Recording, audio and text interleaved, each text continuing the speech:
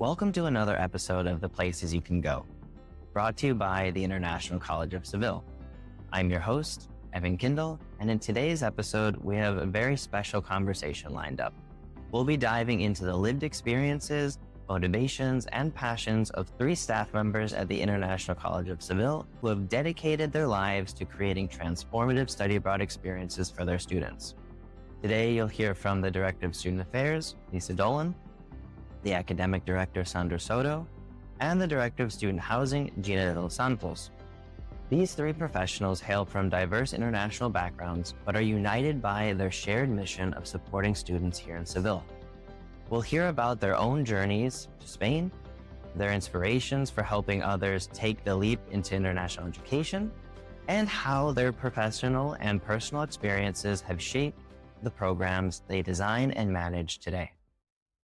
So Lisa, thank you for taking the time to sit down today to share a little bit about your background and what inspired you to leave the United States, to go abroad, and to contribute to other students and other people's study abroad experiences. I'm curious to learn a little bit more about your background and kind of what motivated you to go abroad. Could you tell me what led you to move to Seville in the first place? Sure. It's kind of funny. I grew up on Long Island in New York. I was born in Brooklyn, but grew up my whole life on Long Island. I have an older brother who went to college. All of my friends, I think, on Long Island stayed on Long Island. We were an international family. We had no international travel, and I knew no one who had ever studied abroad. But once I left Long Island for college to Western Pennsylvania, all I could think about was getting to Europe. I dreamed of Europe growing up, and the most logical step was studying in Europe. My major was Spanish, so I came to Seville. So what were some of the biggest cultural differences or challenges that you encountered when you first arrived in Spain? Well, when I came to Seville, I was 19 this month. Actually, this week is my 40th anniversary. I've been here for 40 years now. I was 19, I'm 59 now. When I started studying Spanish in high school, I loved it and did very well, straight A's, went to college, straight A's.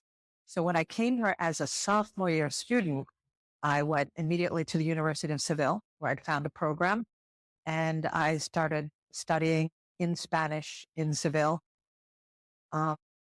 It wasn't the same Spanish that I had learned. Most of my teachers were Mexican speaking Spanish, but I caught on quickly and I enjoyed it. And the biggest conflict or difference that I found immediately was the siesta hour, breaking the day into parts, but I got used to it very quickly.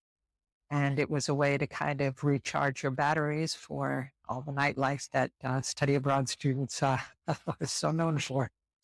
So I understand that there are a number of differences in terms of daily habits and norms. So I would imagine besides the language, as you mentioned, the siestas and these different cultural habits might be a little bit challenging to get used to. When I first moved here, there was never anything open on Sundays. And I normally, when I lived in the States, I would go to the supermarket on Sundays. That's when I did my shopping. And I constantly was forgetting to do that. So I would show up at the supermarket, it would be closed, and I was like, what? And so I would go like an entire day. And on a long weekend also. Exactly. It's true. Those things are issues and you need to get used to, but it was never anything that difficult for me. I went to live immediately with a family in Triana. I loved the family, a mother, an older aunt, a daughter, and a son with a girlfriend, and I just jumped into their family. I loved the meals. I loved everything about it. When the 4 months came to an end, I really didn't want to leave. Mm-hmm. So I returned the following year. So would you say that the best way to kind of overcome these challenges was to just kind of be flexible and to... Absolutely. And that's what we tell students, because you're not going to change the culture. You might as well accept it. So in my case with the siesta, We would run around. We say, okay, the stores are closing. The stores are closing. And then you get used to it and you say, okay, well, let's rest.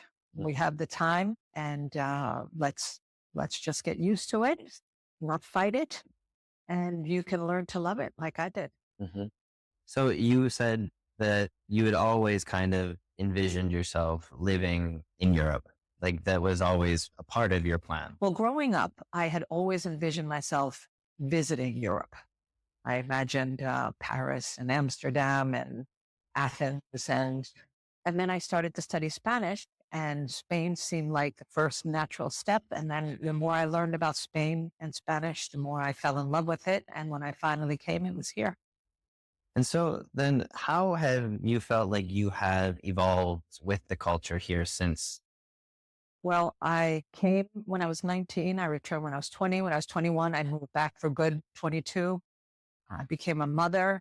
It was, I mean, I'll always be American. I will always feel like I am American. I'm from New York, but I have accepted the culture here and I love the culture here. There are many things about this culture that I prefer than American culture, the whole family unit, the eating together, always making time for friends. I mean, I think there are a lot of things that are really very positive about the culture that our students also take away very positive feelings from it. Hmm. So how have these lived experiences that you've had and the realizations you've had about the benefits of this culture inspired you to work in the field of international education? Well, when I first came, I was a study abroad at the University of Seville, and then I went to study the following summer in Italy. I returned here as a study abroad student when I was 20. Then I studied abroad in Japan. Then I came back here for another semester, and then I finally had to finish my degree. I would have continued going to China and to Korea and to everywhere, but I had to stop. Um, and the most logical step was to work within the field because it was a field I believed in that had transformed me and I loved. I still do. So then, how do these experiences shape the way that you design and manage and support students when they're participating in these programs? Well, the first thing I did when I started working here was to create a welcome week program so students wouldn't feel uh, put off or that this was too exotic or different. Just have really very fun activities that they could get to know the city better, their classmates, people, food, and just lets them get into the culture immediately. And so my own experience having to adapt to Spain and that food and that culture and not understanding all the words is just giving them the experiences that I probably would have enjoyed myself if they had been given to me. Hmm. So, as the director of student affairs, how do you ensure that students feel supported and empowered as they navigate these similar challenges and the similar joys that you've just described? Well, we're always available. So we have lots, you and I both, we have lots of information for activities. We have the night activities, going to the flamenco performances. We're always here for them and they come and they consult between classes. So anything they need, they ask and they know that there's always support for them. Hmm.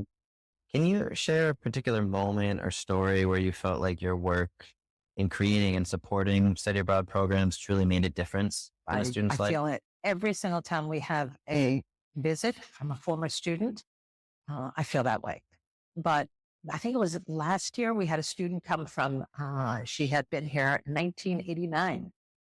I had just, I had just returned for good. I returned for good in 1988. So I'd been working with the program for a year and she was here. I was only slightly older than the students or their age at the time now, their mothers. But back then I was the student age and she was in the program and we were not in touch all of these years. And she came to visit and she had a very sentimental feeling about Seville. And she remembered me in particular. And she came with her diary. She said, I just want you to see this. And she showed me her diary. and it said, I'm just feeling a little bit homesick today. Lisa helped me.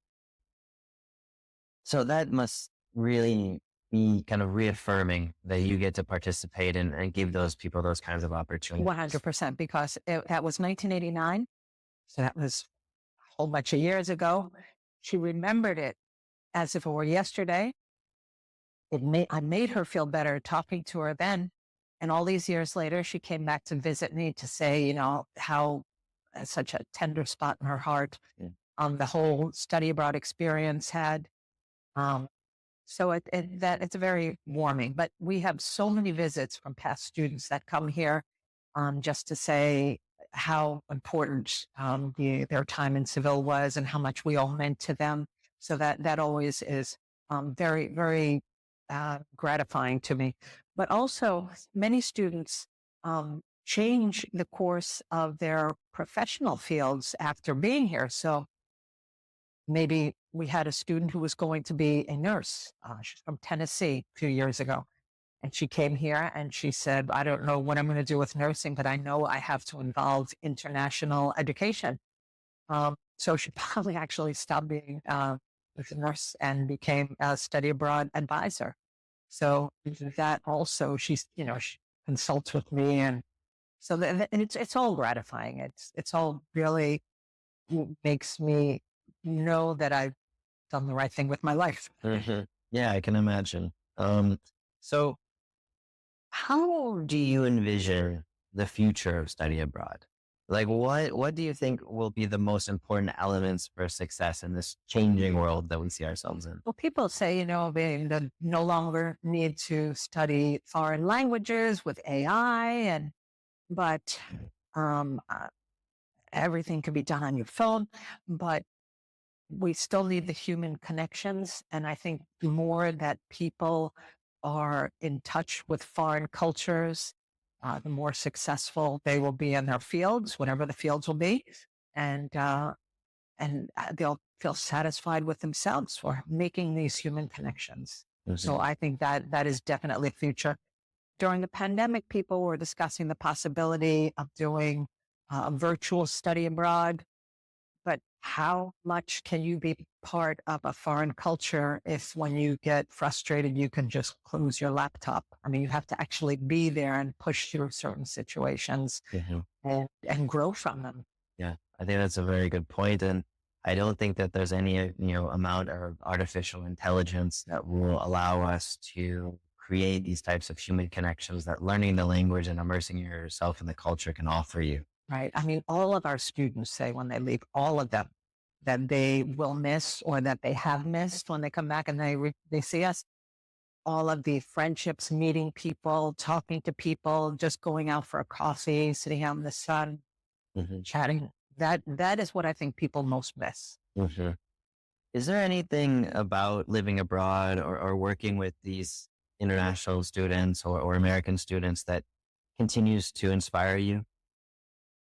I love seeing the transformation in students. Mhm. I love seeing a student who maybe is from a really small town in the Midwest and scared about leaving. Maybe some of the students, their biggest trip has been to go to, pick up their passport, go to the city of Chicago. And that was nerve wracking. And then they come here and they grow as individuals. Mhm. We see that every semester. And that's always not the only gratifying thing, but it's and how they feel just so strong and independent and that they've done it. I've done it. I had wanted to do this. I didn't know if I'd be able, and they did it. So Mhm. it's very gratifying.